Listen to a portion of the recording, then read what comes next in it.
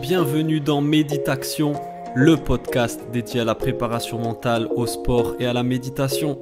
On se retrouve chaque semaine entre passionnés pour aborder le thème de la préparation mentale et découvrir ensemble comment optimiser la performance sportive en conservant le plaisir de la pratique et en favorisant le bien-être et l'épanouissement.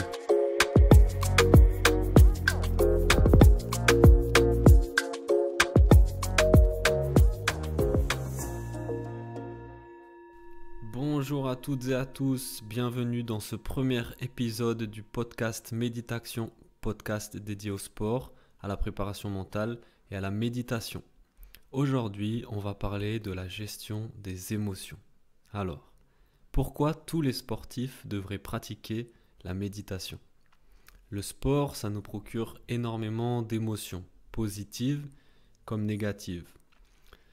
Tous les sportifs ont déjà vécu à travers l'entraînement ou la compétition des bons moments, des moments de réussite qui génèrent un certain nombre d'émotions positives, la joie, la confiance, la sérénité, mais aussi des moments plus difficiles, des moments d'échec ou des moments où on est submergé par des émotions plutôt négatives comme l'anxiété, le stress, la peur, la colère, la frustration.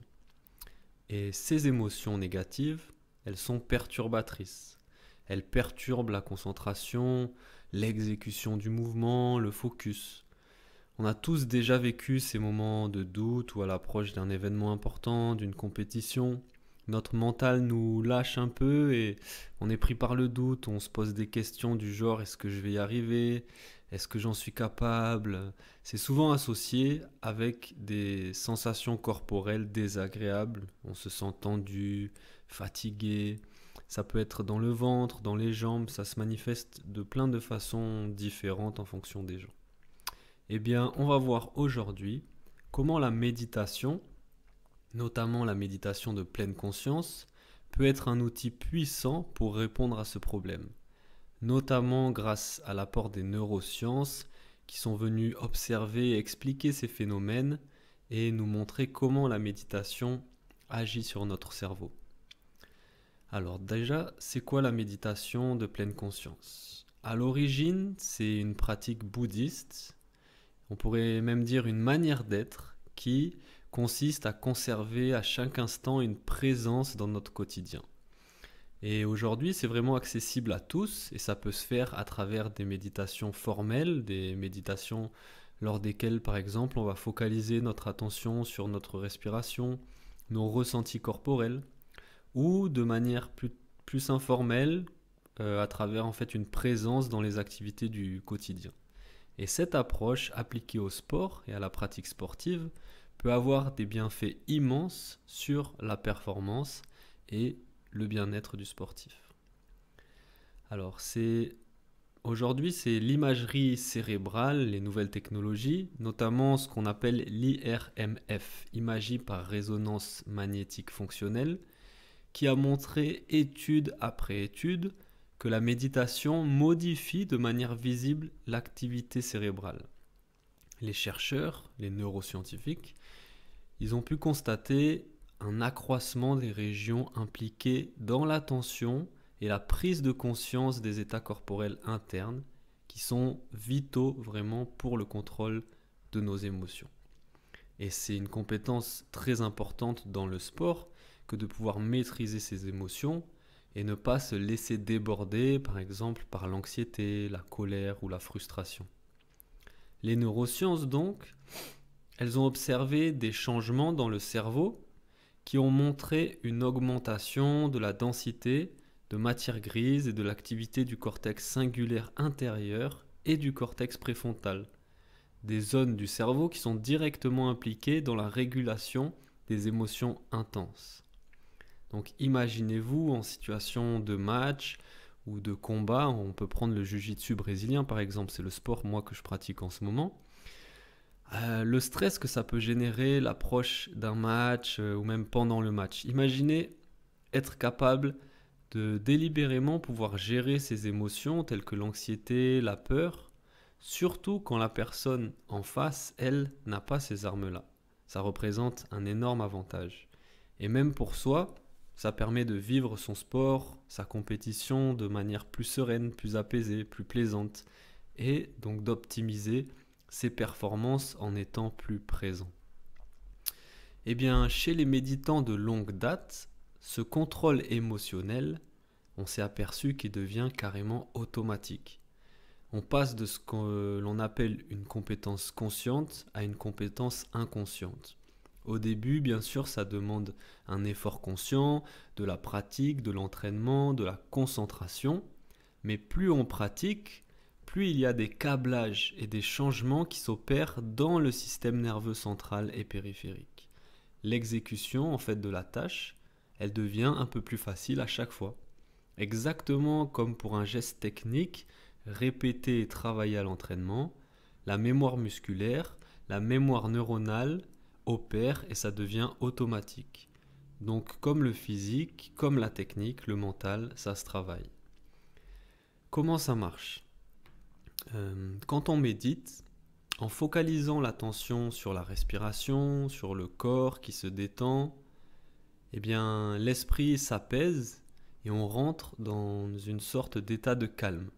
Au niveau scientifique, ça correspond à ce qu'on pourrait appeler les ondes alpha, ou une augmentation des ondes alpha, qui sont en fait des ondes cérébrales, des oscillations électriques lentes dans notre cerveau, qui favorisent justement un état de calme et de concentration. À partir de là, on va pouvoir prendre conscience et être attentif aux pensées, aux émotions, aux sensations corporelles qui surviennent, en essayant de ne pas réagir quand elles apparaissent. On se contente en fait d'en prendre conscience, de les observer. L'idée ici, c'est pas d'engourdir ou de renier ses émotions, non. L'idée, c'est plutôt que la conscience de l'instant présent, de ce qui se passe en nous là maintenant, donc de notre sensibilité aux sensations corporelles qui sont associées à ces émotions, eh bien, elles nous aident à les réguler justement et à les accepter. Et donc, plutôt que de se laisser emporter par nos émotions, on va essayer de les observer en reconnaissant que ce ne sont que des événements mentaux, des phénomènes mentaux qui apparaissent, qui sont éphémères et surtout qui ne correspondent pas forcément à la réalité. C'est là que la méditation de la pleine conscience, elle agit sur une partie de notre cerveau qui s'appelle le cortex préfrontal dorsolatéral et qui est associé donc au contrôle émotionnel. On a observé chez les méditants expérimentés une activité réduite de ce cortex face à des stimuli émotionnels forts. Et donc cette activité réduite du cortex préfrontal dorsolatéral viendrait justement de cette attitude d'acceptation et d'accueil de leurs émotions. L'objectif là de la méditation, c'est donc plutôt que d'ignorer, plutôt que de nier ou de fuir des sensations et des sentiments négatifs, donc utiliser des stratégies d'évitement, ce qui est contre-productif. Eh bien, on va poser notre attention dessus en nous demandant qu'est-ce qui se passe, qu'est-ce que je ressens, quelles sont les sensations, où est-ce que ça se manifeste, avec quelle intensité. Et selon les bouddhistes, et aujourd'hui les neurosciences le montrent, cette attitude facilite l'affaiblissement, voire la cessation d'émotions négatives. La méditation, elle influence également d'autres régions du cerveau impliquées dans la peur, et notamment dans l'extinction de la peur, comme l'hippocampe, l'amygdale, le cortex singulaire. Toutes ces régions du cerveau, elles jouent un rôle dans la mémoire et la régulation de l'émotion, dans la réponse face à la peur. Et il semblerait, à travers les recherches en neurosciences effectuées sur des méditants, que la méditation, elle impacte ces zones-là de façon positive en renforçant les connexions entre elles, alors que l'exposition chronique au stress, au contraire, va les atrophier. On peut aujourd'hui observer et mesurer précisément l'impact physiologique de la méditation, par exemple sur le niveau d'hormones de stress, le rythme cardiaque, la respiration. Et encore une fois, imaginez commencer un combat avec un niveau de stress bas, un rythme cardiaque bas, une respiration lente et contrôlée.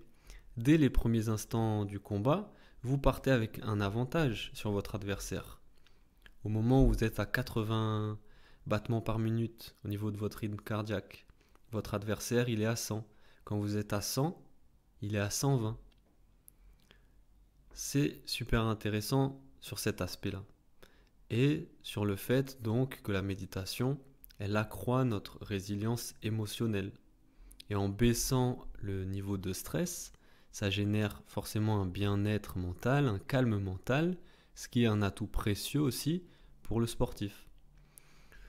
Et encore une fois, le but de la méditation, c'est pas directement d'atténuer les émotions, d'obtenir le calme, ça c'est une conséquence. Le but, ça serait plutôt justement d'être plus sensible, d'être plus conscient de ces phénomènes internes qui peuvent après altérer notre performance. Donc cet exercice de méditation consiste pas à éliminer les émotions, mais plutôt à les domestiquer, à se familiariser avec et à les transformer. C'est pourquoi j'encourage tous les sportifs à méditer. Ça peut vraiment vous aider à mieux gérer les situations de stress en vous donnant la capacité de ramener votre attention vers votre corps, vers votre respiration, vers vos mouvements corporels, votre jeu, et donc à mieux gérer votre état émotionnel pendant la pratique. Sans parler de l'intérêt que ça peut avoir dans la gestion de la douleur et des blessures, mais ça, on en parlera lors d'un prochain épisode.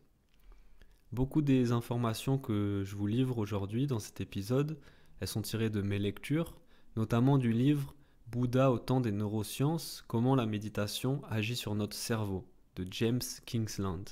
Je vous recommande si vous voulez aller plus loin dans la compréhension des processus liés à la méditation et comment elle agit sur le cerveau. Très intéressant. Enfin, si vous voulez découvrir ou approfondir votre pratique de la méditation, vous avez des applications comme Petit Bambou qui sont cool, et vous pouvez aussi aller sur ma chaîne YouTube Méditation, sur laquelle je vous propose des méditations guidées pour les sportifs. Je vous dis à bientôt dans un prochain épisode.